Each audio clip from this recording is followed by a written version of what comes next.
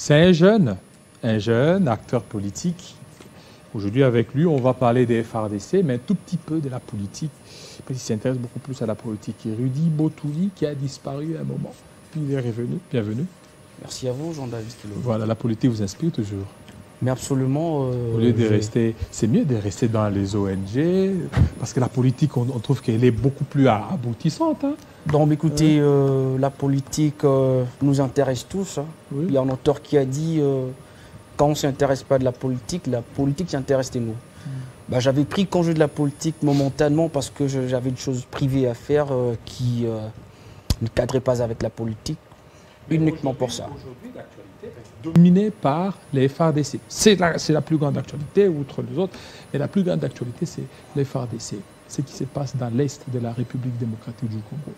Il y a plusieurs fronts qui sont ouverts. Les fronts diplomatiques, médiatiques, aussi la guerre.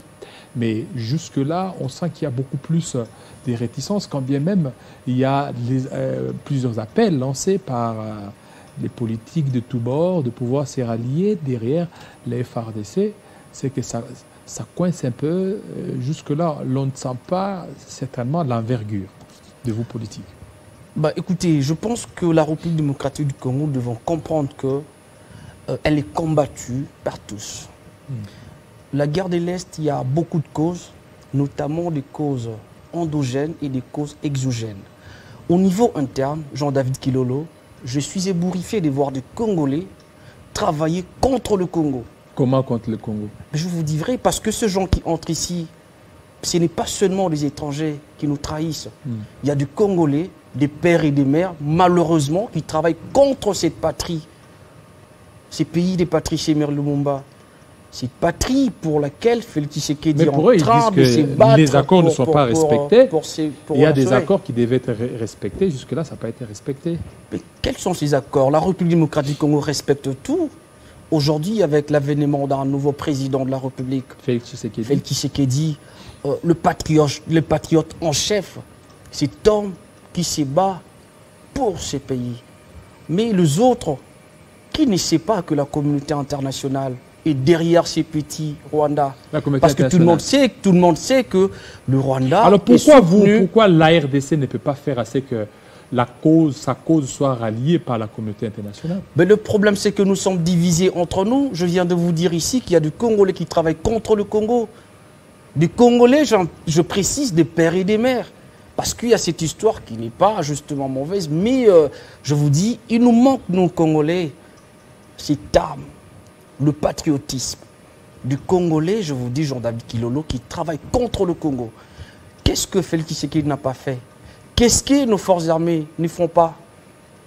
Ces vaillants combattants, ils se battent, mais ils sont trahis par leurs propres frères et sœurs. Ils sont trahis parce que peut-être, un certain temps, il y a un problème de logistique au niveau de nos FARDC ou un problème de moyens, parce que l'on est en train de voir qu'il faut mobiliser beaucoup de moyens pour faire face à l'ennemi. Vous avez en partie raison. C'est vrai qu'il y a aussi un problème du point de vue logistique, le moyen et tout ce qui va avec. Mais écoutez, Jean-David Kilolo, vous pouvez avoir toute la logistique du monde, mais quand vous avez des infiltrés au sommet même de l'armée et que vous avez des infiltrés ici et là, le service des renseignements, parce que la force d'une armée, c'est aussi le renseignement. Mais ici, le régime passé, permettez-moi de nous dire, parce que ce que nous voyons aujourd'hui, c'est avec l'avènement de l'AFDEL, aujourd'hui nous avons des Rwandais qui sont partout, qui nous ont infiltrés de partout. Pourquoi? Parce qu'ils les ont amenés ici, dans notre pays. Mais ils ont été défaits. Hein? C'est Joseph Kabila Kabange qui a défait l'M23. Écoutez, ils ont ressurgi avec Félix Tshisekedi. Écoutez, cette histoire de Joseph Kabila, je ne voudrais pas trop en parler. Il y a à boire et à manger dans cette histoire. S'il vous plaît, aujourd'hui, nous avons un homme, un véritable patriote, Félix Tshisekedi, qui, lui, n'est pas dans ces sales besognes.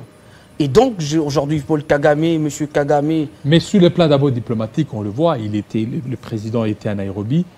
On attendait à ce que même dans les communiqués, qu'on puisse citer nommément que le Rwanda, le Rwanda est en train de soutenir le M23 et que le M23, c'est un groupe terroriste. Bouche bée, c'est comme si on a perdu diplomatiquement. Écoutez, il faut comprendre que Félix Tshisekedi est un excellent stratège. il surprend l'ennemi.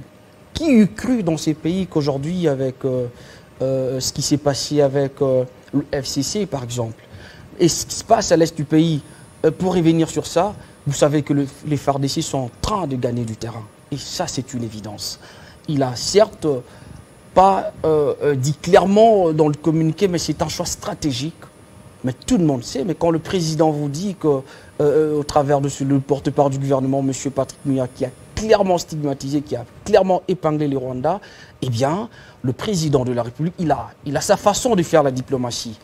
Il surprend, on l'attend, il surgit toujours là où on l'attend le moins. Et ça, c'est sa particularité. Et donc, le plus important, c'est qu'aujourd'hui sur terrain, les FARDC sont en train de terrasser terriblement ces minuscules groupes à la tête Vous appelez ces minuscules, ça fait pratiquement une semaine qu'ils ont pris Bunagana. Je dis minuscules parce que comparativement à nos forces armées, ils sont minuscules. Mais simplement parce que, je vous dis encore une fois, les Congolais travaillent contre le Congo. Il y a des gens qui font des discours populistes, mais dans le dessous des cartes, c'est autre chose. Ces rebelles, par moments, ils entrent justement parce que le Congolais leur permettent du Congolais, nous Congolais, nous devons prendre conscience et nous devons soutenir comme un seul homme, le président de la République qui est en train justement de se battre.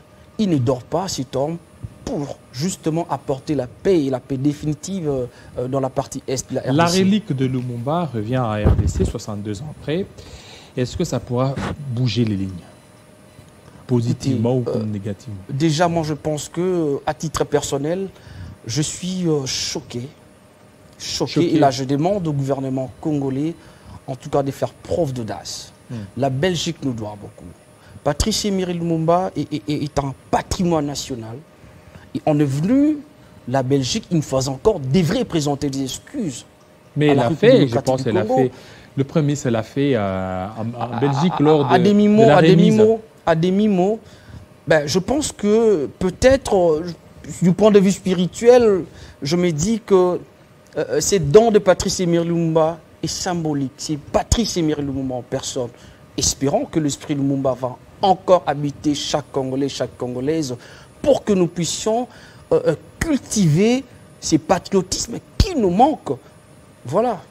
Voilà ce patriotisme qui nous manque. Donc aujourd'hui, vous trouvez qu'il y a certains Congolais qui ne sont pas patriotes? Ils sont les gens. Ils sont les gens. Il y a même eu un acteur politique de haut rang dans ces pays, M. Mouzoutou, qui a clairement dit que nous allons instaurer l'instabilité dans ces pays pour que les investisseurs ne viennent pas. Ce sont des propos à ne pas prendre à la légère. Un haut responsable... Mais écoutez, vous dites ça date, mais attends, c'est important de rappeler ça.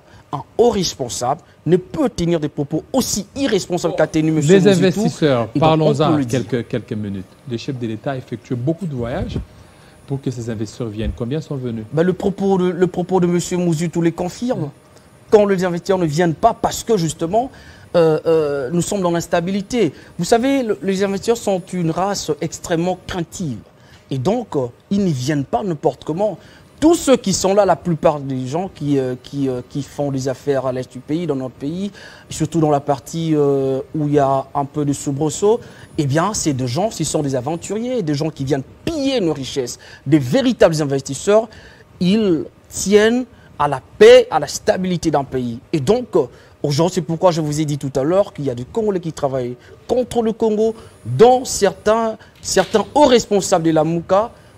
Monsieur Mouzoutou l'a clairement dit et donc c'est vraiment regrettable et déplorable. Monsieur et vous portez ça, c'est symbolique de Katumbi? Écoutez, j'ai envie de rire. Vous êtes katumbiste? Moi, je suis patriote. Vous êtes patriote.